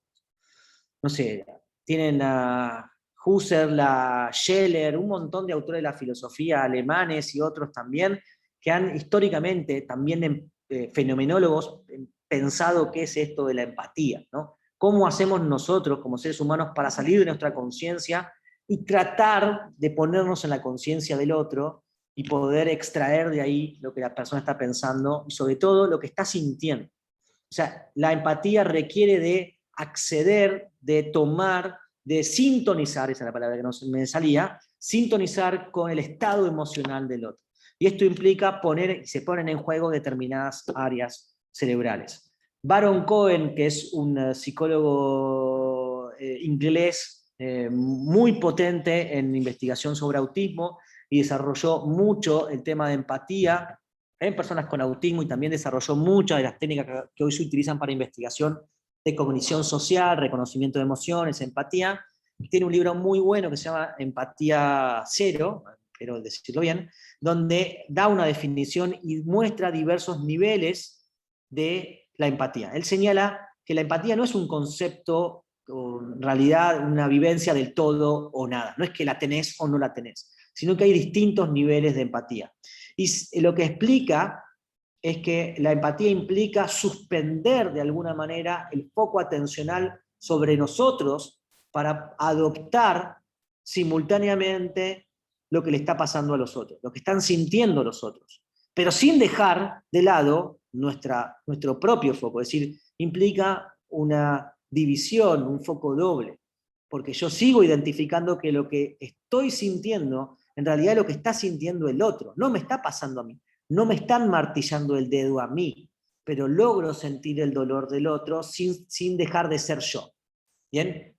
Esta capacidad que tenemos nosotros es la que nos permite, lo vimos varias veces, adecuar nuestro comportamiento social, ¿no? Y en definitiva, de vuelta, predecir de que si yo digo algo inapropiado o algo inapropiado, la otra persona se puede sentir mal y yo simulo internamente esa sensación de disgusto, entonces me inhibe a mí de seguir haciendo eso, ¿no? Eso sería alguna de las hipótesis que están hoy como detrás de estos mecanismos de cognición social. La empatía entonces es un pilar central para la cooperación, las conductas compasivas, las conductas altruistas. Y por eso es que Baron Cohen propone esta curva de empatía desde niveles 0 hasta el nivel 6, ¿sí? No es que uno tiene o no tiene, y lo que dice es que como este gradiente, este espectro de empatía va desde los niveles más bajos, 0, aquellos sujetos que no tienen culpa, no tienen remordimiento, que cosifican a nosotros, uno podría ponerle acá diagnóstico de psicopatía, y que son más propensos, por esa empatía apagada, a cometer delitos graves. Y va subiendo en los distintos niveles de empatía, esto por eso lo traje porque también lo toma Wallis, este autor que les comenté hace un rato, cuando habla de los distintos niveles de la justicia restaurativa, también toma los trabajos de Baron Cohen para hablar de la empatía. Los niveles promedios, donde estaríamos nosotros, es que si bien nosotros somos simpáticos, lo que hacemos es básicamente construir contextos y damos mayor o menor, no quiero decir la palabra que es importancia, porque no es la palabra importancia, pero que construimos distintos niveles de actuación según la situación y el contexto. Es decir, si vemos una persona que está en situación de calle y está pidiendo algo, que necesita tomar algo caliente, y nosotros nos sentimos esa situación como una situación de que tenemos que motorizarnos a ayudarlo, digamos, pero estamos llegando tarde a buscar a nuestro hijo que nos está esperando hace 15 minutos en la puerta de la escuela, probablemente lo que hagamos es, bueno, restringir, ¿no?, el nivel de empatía a nuestro círculo primariamente más cercano, ¿sí? No es que tenemos apagada nuestra empatía, sino que básicamente vamos nivelándola según el contexto, la situación y la actividad concreta, dependiendo de la situación en la que estemos. Por supuesto que hay sujetos con niveles por arriba de la media de empatía, que son los que viven, que son completamente empáticos, y que son estas personas que son tan necesarias en nuestras sociedades que se van de su hogar y emprenden actividades en la calle, a veces dejan sus familias también, nada, y comparten diariamente, cotidianamente con personas que están en situaciones de gran vulnerabilidad o atravesando situaciones, nada, como les decía, personas en situación de calle o personas que están presas, digo, que dejan esto, digo, se me ocurre las que cumplen oficios religiosos, por ahí a veces como muchas de esas personas tienen altos niveles de empatía. Bien, voy a avanzar un poco más, así. Bien. Algo que se superpone con el concepto de teoría de la mente, ¿no? Recuerden, teoría de la mente es inferir lo que una persona está pensando, cuáles son sus creencias, y también la inferencia de qué es lo que puede estar sintiendo, ¿no? Esa inferencia es como el primer eslabón que se conoce como empatía cognitiva, y les decía que tiene mucha cercanía con la teoría de la mente, inferir qué piensa o inferir qué siente, pero lo más complejo, creo, y es lo que a mí más me apasiona de todo esto, es lo que es la empatía afectiva, que es la capacidad que tenemos para implicarnos emocionalmente, es decir, para internalizar, para vivenciar, para sentir corporalmente lo que la otra persona está sintiendo. O sea, básicamente empatía afectiva es sentir en el cuerpo. Y esto no es algo que se alcanza solamente a partir del intelecto, de la racionalización. Esto es otra área, digamos, otro aspecto de la empatía que implica de alguna forma lo que veíamos como la teoría de la simulación. Parece que nosotros no solamente identificamos teóricamente lo que una persona siente, sino que también esto despertaría, implicaría una activación de mecanismos neurobiológicos que haría que nosotros sintamos algo y le demos el nombre después de una emoción determinada. ¿Sí? Esta es una experiencia que yo hice con unos alumnos de la maestría de Brasil, que estaban observando un video de una práctica de un deporte que era básquet, y en ese momento, en un momento pasa algo.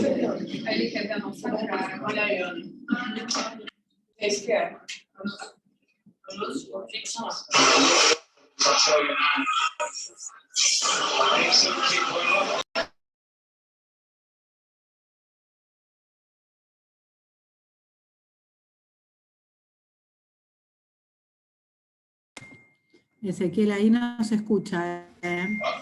No, igual. Bien. Bien. No había mucho para escuchar, me interesaba que vieran los rostros, ¿sí? Lo que pasaba en el video, que ustedes no lo ven, pero lo que pasaba en el video es que alguien sufre un accidente en ese deporte, donde tiene una fractura expuesta brutal, digamos, ¿no? Entonces, lo que yo quería mostrarles era básicamente la reacción de algunos de los alumnos, ¿no? Esto, ¿qué es lo que pasa acá, no? O sea, primero ellos estaban, obviamente, poniendo en ejercicio la predicción, digamos, sabía que algo iba a pasar, había un deporte, y probablemente de manera consciente hayan utilizado conocimientos previos de qué es lo que pasa en un deporte a veces, que es que las personas se lesionan, y se lesionan gravemente. Entonces, de alguna manera, su cerebro también iba preparándose eventualmente para esto, aunque lo que pasaba era una sorpresa para ellos.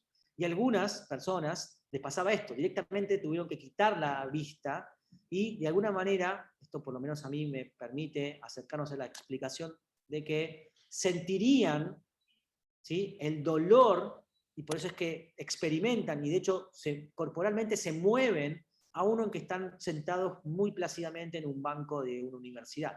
O sea, a ellos no les está pasando nada, nadie les está produciendo dolor, sin embargo logran simular internamente esa sensación de dolor. Bueno, de eso básicamente se trata un poco la empatía. Ahora, para ir un poco al cierre, y dónde podemos aplicar todo esto, tienen un autor que se llama Reisel de apellido, que si quieren después les comparto a través de Celeste la charla TED, que él propone, de alguna manera, que la justicia restaurativa, ¿no?, ese diálogo guiado a través de profesionales expertos, permitiría, ¿no?, el modelado, la modificación de las conexiones cerebrales que están involucradas en la empatía. Diversos estudios muestran que los psicópatas que tienen bajos niveles de empatía afectiva principalmente, tienen la amígdala que no funciona de la misma manera que sujetos que no tienen psicopatía. ¿Bien? Y hablando de esto que mostramos recién, este grupo de investigación mostró que los sujetos con psicopatía no tenían activación de manera igual en la región que se ha vinculado centralmente con el circuito de las emociones. Esto también tómenlo como medio con pinzas, porque el circuito de las emociones hoy se está revisando, pero hay una estructura que viene siendo en las publicaciones crítica en emociones negativas que tienen que ver con el miedo y la ira, por ejemplo, que es la amígdala. La amígdala es un área que tiene un muy pequeño tamaño que se encuentra en la profundidad del cerebro, a la altura de las orejas, pero en la profundidad, y tiene forma de almendra, por eso se llama amígdala. Es un área crítica, digamos, para lo que tiene que ver con la cognición social. Bueno, lo que se mostró es que los psicópatas tienen menor funcionamiento en estas áreas, un tamaño también disminuido. Ahí las publicaciones a veces se dividen en los resultados, pero lo que muestran es que la amígdala no funciona de la misma manera, ¿no? En los psicópatas, y esto se estaría mostrando las bases neurobiológicas, de alguna forma, de la falta de empatía de los psicópatas. Lo que mostró este trabajo de Dessety y su grupo de investigación es que los psicópatas tenían menos activación de la amígdala cuando imaginaban, ¿sí?, el dolor propio, ¿sí?, en comparación cuando imaginaban el dolor ajeno. ¿Qué quisieron mostrar ellos con esto? Que no es que la amígdala no se activaba, sino que en realidad se activaba menos cuando podían imaginarse que a otra persona le estaban dando un martillazo en la mano. Pero si se imaginaban que a ellos le estaban dando el martillazo, ellos sí podían activar la amígdala de manera adecuada. Con lo cual lo que ellos proponen es que no es que la amígdala no funciona, sino que funciona de manera distinta frente al dolor ajeno. Con lo cual lo que ven ahí como una posible línea de investigación y tratamiento es: debemos generar tareas que impliquen, voy a poner la palabra estimular, pero que impliquen reclutar y activar la amígdala frente al dolor ajeno. Y por eso hoy sabemos que en el cerebro las conexiones siguen generándose. No es que, como se creía en un momento, que si se muere una neurona, las neuronas no se reproducen más, sino sabemos que hay determinadas áreas del cerebro que siguen produciendo neuronas en determinadas condiciones. Con lo cual se apunta un poco a este concepto, ¿no?, al concepto de neurogénesis, que es que se puedan crear neuronas y sobre todo nuevas conexiones cerebrales influidas por la interacción social, ¿no?, lo que sería un poco la epigenética. La epigenética dice, bueno, nosotros tenemos un mapa genético, pero no se expresan siempre las mismas proteínas, aunque yo comparta de manera idéntica mi mapa genético, sino que esto va a depender de la interacción social, que es algo que no está en los genes, pero que te abre, es la llave que te abre para que se exprese una cosa u la otra. Esa interacción con el medio ambiente, a mí en este caso me interesa lo social, pero es central para generar conexiones, para generar nuevas interacciones entre neuronas y probablemente también pensar en términos de creación de neuronas. Esto, por supuesto, en términos de neurodesarrollo, esto es muy importante hasta más o menos los 20 años, donde se generan nuevas células, donde también se generan nuevas conexiones, donde se van podando, eliminando conexiones que ya no se usan, donde se van muriendo determinadas neuronas que ya no cumplen funciones. Bueno, esto es muy importante en los primeros 20 años, pero también siguen más allá de la adolescencia.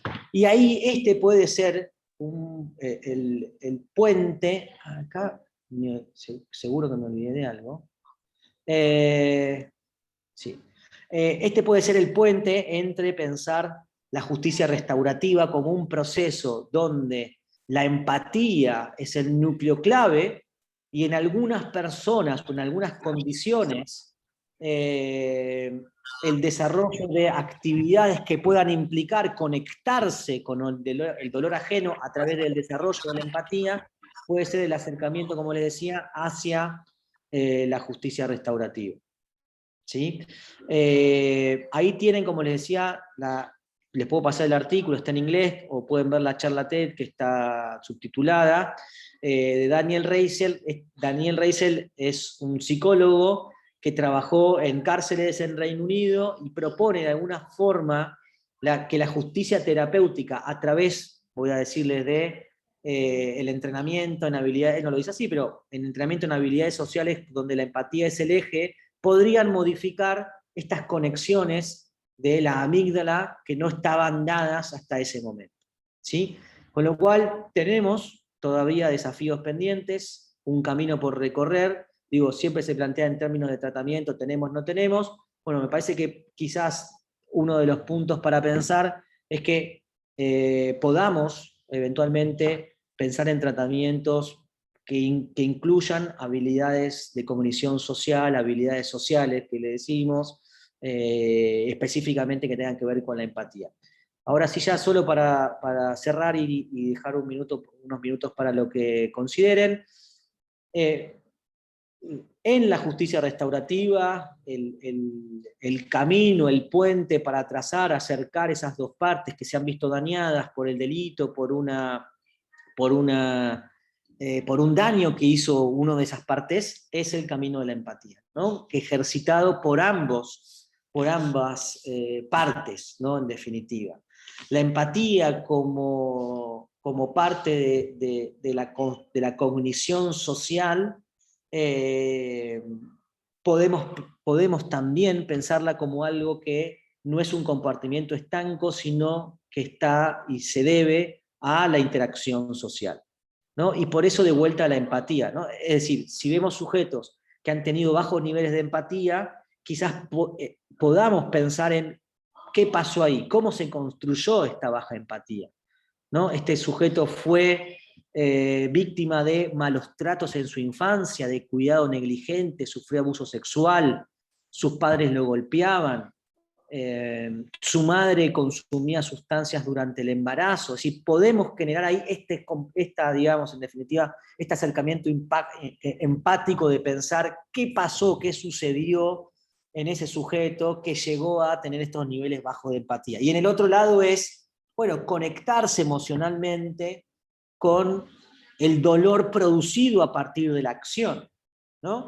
En definitiva, ese es un poco, creo yo, el desafío, por lo menos desde mi punto de vista, en el que podrían encontrarse las neurociencias y la justicia restaurativa. Y esta pregunta, porque creo que por lo menos desde mi punto de vista no encuentro una respuesta, y les voy a abrir un temazo ahora, que es si podría mejorarse la empatía y las conexiones subyacentes a través de tratamientos. Y la pregunta que le hablo a un temazo es lo que se conoce en la literatura como los bioenhancements o las biomejoras.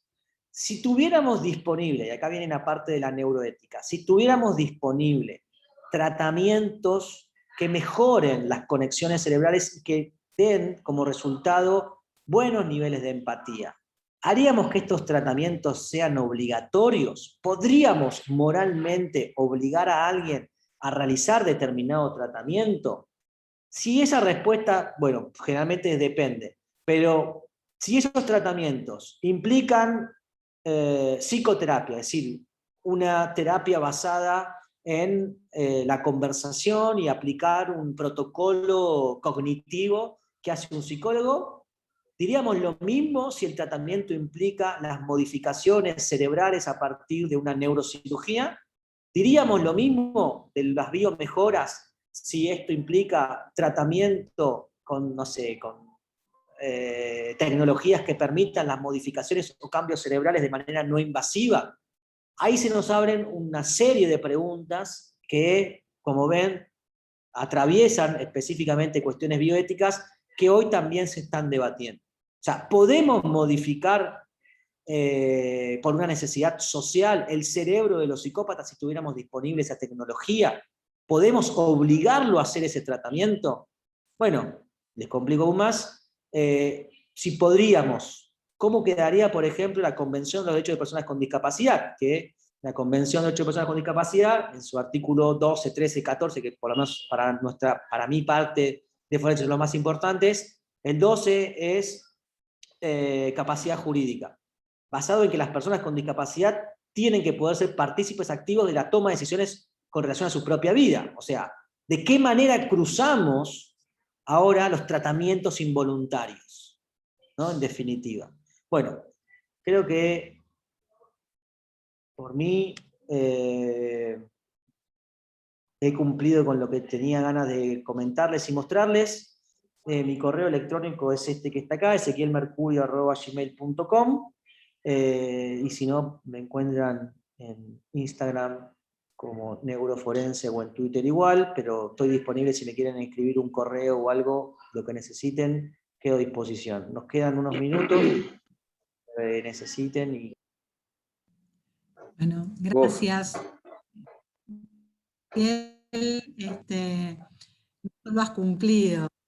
Has muy bien, Ezequiel. elevado absolutamente nuestra expectativa, realmente excelente, muy, muy interesante.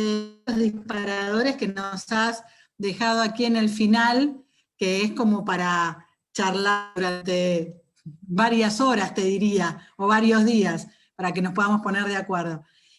Bueno, no sé si alguien tiene preguntas, y el doctor Peñañeri ya me hizo señas, así que ahí nomás te dejo con Gabriel, que te... Hola Ezequiel, buenas noches. ¿Cómo te va? ¿Qué Un gusto tal? ante todo, como siempre, escucharte.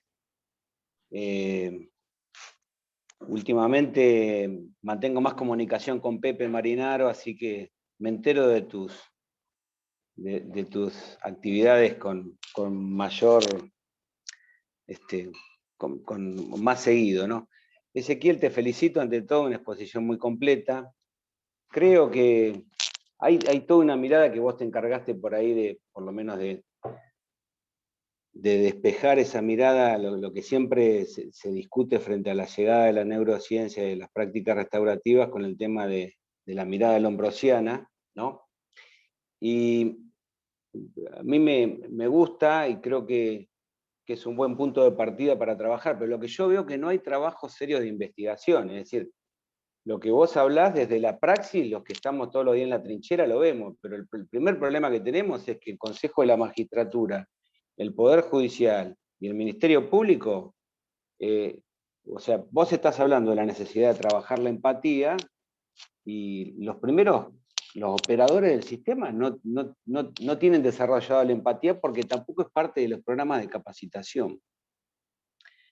Y se generan en personas, en funcionarios de importante responsabilidad, primero no se entrena, determinadas cuestiones como que no se visualizan, no forman parte de la agenda, y segundo, cuando a vos te toman un examen, te toman un examen de idoneidad científica, y en el mejor de los casos, en la entrevista te pueden interrogar respecto de niveles de decisión, pero la verdad que una evaluación exhaustiva desde el área del perfil de la personalidad para que nos dé cuenta de una empatía, le estamos pidiendo que las partes que se ven en conflicto puedan desarrollar o potenciar o facilitar la empatía cuando los mismos integrantes del proceso penal ni siquiera pasan por los mínimos estándares del umbral de la empatía, o en el mejor de los casos, con el único que tienen empatía es con la víctima, porque, o sea, eso puede conmover mucho más que la historia de un sinfín de historia de vulneraciones en el desarrollo de un joven. Esto nos pasa todos los días. Y bueno, qué sé yo, me da mucha tela lo que dijiste para cortar, te felicito, pero lo que nos está faltando son trabajos de investigación. Siento que provincia que ha avanzado tanto en estándares procesales y hay tantos ensayos desperdigados en la provincia de prácticas restaurativas, todavía hoy no tengamos... A ver, lo que vos hablabas de los estudios, hoy yo estaba haciendo una retrospectiva un poco, cada vez que del equipo técnico, psiquiatra y psicólogo piden una batería de estudios de carácter neurológico, tomografía o con SPEC o lo que sea, imposible.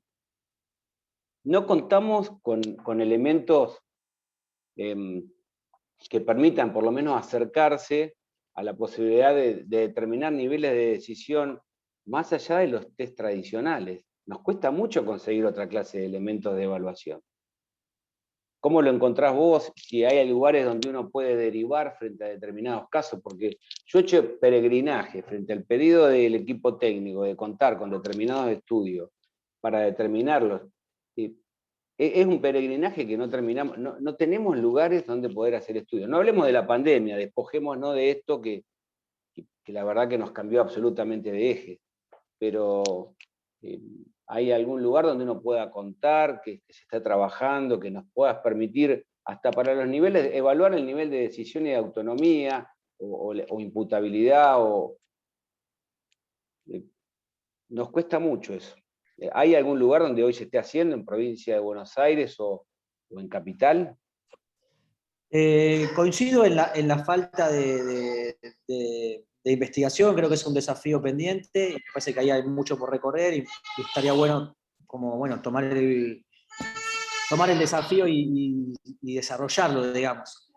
Yo arrancaría por lo que se puede, más que por los que no. Entonces, antes de pedir una neuroimagen, por ahí buscaría de generar un equipo que esté interesado en prácticas restaurativas, interdisciplinario, y que pueda generar insumos para evaluar, por ejemplo, cognición social y empatía. Entonces, no sé, un buen proyecto podría ser, arranco ahora, evalúo cognición social y empatía, y hago el proceso de justicia restaurativa, y al final del proceso evalúo si algo de eso mejoró. Pero eso se puede poner, te digo, esto lo hablo para todos para los efectores, porque yo estoy al final del camino, es decir, pasamos por el proceso, se determina la responsabilidad. Para llegar al proceso de responsabilización de un sujeto y la eventual imposición o no de pena, estas son dos cuestiones fundamentales que yo poco las veo en los puntos de pericia que solicitan las partes o también el tribunal, ¿no? Sería bueno también reformar esas pautas de evaluación. Me parece que pasa también por ahí. Coincido con vos, pero son cuestiones, este tema de la empatía es un tema que no forma parte de estándares de evaluación hoy, me parece. Sí, pero creo que me parece que es un buen punto para retomar, digo. Me parece que por ahí hay varias asociaciones y muchos profesionales destacados que trabajan justicia restaurativa, así que me parece que es algo interesante también para retomar. Yo arrancaría, como digo, no pensar en lo más complejo y en lo más difícil, sino en lo que podemos, ¿no? En definitiva. Y creo que conformar equipos interdisciplinarios que puedan hacer evaluaciones de cognición social y conjunto con abogados que hagan procesos de justicia restaurativa permitiría tener datos de que estos son procesos transformadores. Perfecto. Te agradezco mucho, Ezequiel. Ha sido muy completo lo tuyo. Por favor. ¿Otra pregunta? ¿Alguna cuestión? Siempre estamos llenos de curiosos, no sé qué pasa hoy. Te quería preguntar puntualmente, Ezequiel, cuando hablaste del sesgo de confirmación, si este sesgo de confirmación, yo podría decir que en algunos operadores del sistema judicial se ven más claramente que en otros, ¿no? Por ahí por la función, de repente uno puede ver en algunos fiscales, no en todos, pero sí en algunos fiscales, esto, ¿no? De conducir la prueba de la causa, por decirlo de alguna manera, con aquello en que ellos confían que ocurrió. Descartan lo que indica lo contrario y continúan y se quedan con aquello como para conformar su propia teoría sobre el hecho.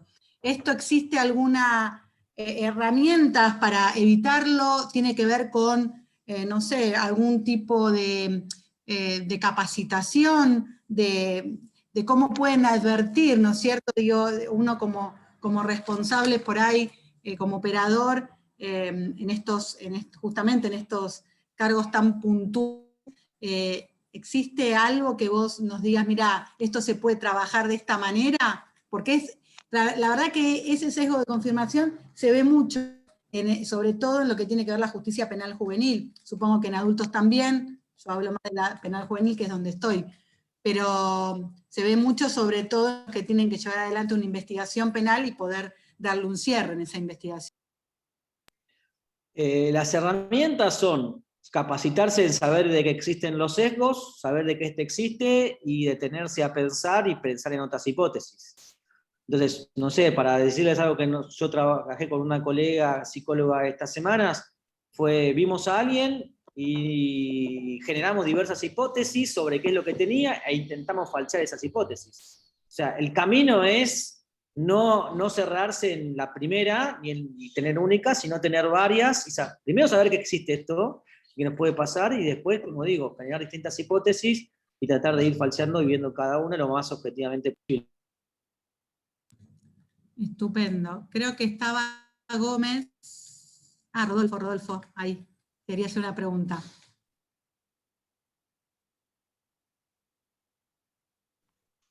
Sí, quería, más que una pregunta, es una reflexión, ¿no? Quiero compartirla. Cuando los que trabajamos directamente con los jóvenes nos atrevemos a meternos en algunos caminos que generan, digamos, por ahí, dificultad y desconocimiento en otros y en nosotros mismos también, el primer desafío que tenemos que superar es empezar a conocer de qué se trata, así como empezamos a transitar el camino de la justicia restaurativa, empezamos también a tomar conocimiento, nota, de las neurociencias. Los que trabajamos directamente con los jóvenes, en el caso nuestro, en el organismo de niñez y adolescencia, nos encontramos con mucha frecuencia con discursos que son totalmente esquizofrénicos. Por un lado nos dicen que nosotros no tenemos nada que ver con la justicia restaurativa, que en nuestro campo, que la neurociencia es algo que todavía está en pañales, que no está desarrollado, que no está probado, que no es algo que se pueda aplicar en nuestro país y mucho menos en la provincia de Buenos Aires. Y por el otro lado, nos invitan a participar a congresos de justicia restaurativa. Y entonces, en el medio de todo eso, los que estamos trabajando directamente con los jóvenes, que trabajamos aspectos de justicia restaurativa, y que le decimos a los jóvenes que este es un proceso largo. Por ejemplo, ahora recientemente un joven que tiene una condena a 7 años nos dice: yo quiero ingresar a trabajar, a comenzar a trabajar lo que es la justicia restaurativa. Me quiero encontrar con el familiar de la víctima, y quiero decirle todo lo que pasó, cómo me siento, quién era yo en ese momento, quién soy ahora, y dice: yo sé que es un camino largo, pero estoy dispuesto a transitarlo. Ahora, si yo comunico esto a mis superiores, me van a decir que no, que yo lo que tengo que trabajar es para que el chico se vaya rápidamente. Entonces nos encontramos como en un cuello de botella, donde siempre todo el esfuerzo que nosotros podamos poner, todo lo que pueda poner el chico de su lado, queda, digamos, reducido a algunas decisiones que tienen que ver con el orden político. Y esto me parece que no hay manera de saldarlo. Es como la ley Micaela, o sea, la ley Micaela existe, tendría todo el Poder Judicial que, digamos, que entenderla, que conocerla, pero hay jueces que dejan en libertad a un victimario porque se puso un profiláctico, por ejemplo. Entonces no hay forma de juntar, y a nosotros nos pasa lo mismo. Entonces, me parece que tendríamos que ver también cómo hacer para trabajar de manera más coordinada los que estamos en este campo. Nada más que eso quería. Gracias, Rodolfo. No sé si hay una pregunta de Mónica Fiorillo. No sé si la querés hacer vos, Mónica, o querés que la lea. No sé si tenés... te la hago yo, así adelantamos. ella pregunta por qué hay más menores varones delincuentes que mujeres. Dice, desde la neurociencia, ¿cómo se explica? Ahí está, Mónica. No, yo creo que no se puede explicar solo con una respuesta. O sea, ahí hay cuestiones de socialización y también podemos, a ver, siempre se ha relacionado el tema de los andrógenos, de la testosterona, etcétera, pero digamos, no es que la testosterona haga que los sujetos sean más agresivos, sino que eventualmente los pone en acción y va a depender del contexto. Pero creo que sería inadecuado para mí responderlo solo desde la neurociencia. Creo que los procesos de socialización son claves, digamos, la manera en que socializamos, que nos socializamos y socializamos varones, explica también, sumado también a cuestiones biológicas, el por qué esta diferencia que vemos todos los días, que los varones son más veces imputados, pero también son más veces las víctimas. O sea, digo, para algunos delitos. Por supuesto, sacando los delitos contra la integridad sexual, los varones son, además de los más victimarios, también la mayor cantidad de víctimas de homicidios. Entonces, probablemente esto tenga muchas explicaciones, la antropológica, la social, la socialización de los varones a través de la violencia, y otros factores también sociales que atraviesan a nuestras sociedades. Saben que nuestro continente es la región más violenta del mundo, medido por mayor cantidad de homicidios por 100.000 habitantes, o sea que también debe haber características propias de contextos culturales determinados. Digo, no se puede pensar con una sola variable. Digo, me parece que sería una reducción una sobresimplificación que sería inadecuada. Creo que todas esas variables, cada una analizadas en profundidad, permitiría darle respuesta por diversos caminos a esto, pero no puedo darle porque es lo suficientemente complejo para no poder responderlo así, decirles es aquello, ¿no? Es esta área del cerebro, es esta hormona, es este gen. Sería inadecuado, sabiendo que hoy los humanos no funcionamos solamente como máquinas biológicas. No sé, Analía, si querés hacer el comentario que escribiste, si estás por ahí. Hola, ¿qué tal? Acá estoy. ¿Cómo estás, Celeste? Buenas noches a todos. Sí, perdón, no quería interrumpir, era más un comentario cortito, pero es muy interesante lo que plantea Rodolfo, es cierto. Pero bueno, ahí yo ponía un poquito en el chat que mi posición, en mi opinión, por lo menos por ahora, ¿no? Esto también uno va en la práctica aprendiendo todos los días, es que justamente creo que la clave de las intervenciones restaurativas en el ámbito penal juvenil, en el que todos nosotros trabajamos, es que son de alguna forma, se podría decir, paralelas al proceso, o deberían de serlo, y que entonces no debe estar condicionada la intervención restaurativa en la aplicación o no de pena, o si eso va a llevar o no al archivo de la cuestión penal.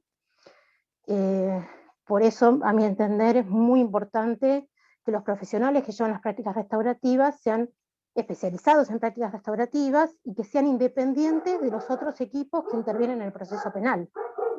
Justamente para poder, no sé si se entiende lo que estoy tratando de plantear, justamente para poder sostener la independencia entre estas dos opciones, ¿no? La opción restaurativa creo que puede darse independientemente de que el proceso penal continúe o se archive, ¿no?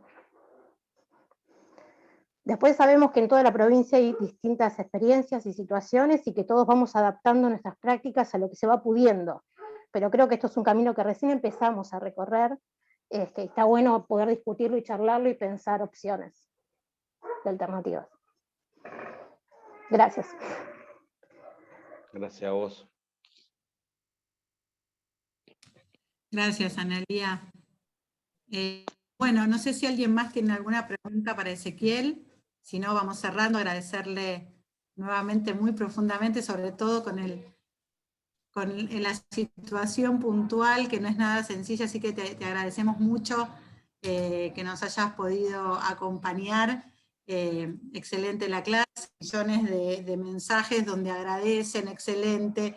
Bueno, todos muy felices de haberte tenido y de lo que hemos aprendido hoy. Realmente nos vamos muy, muy contentos. Así que bueno, agradecerte nuevamente y bueno, agradecerles a todos por estar también y bueno, con vos nos vemos seguramente pronto y con el resto nos veremos la semana que viene.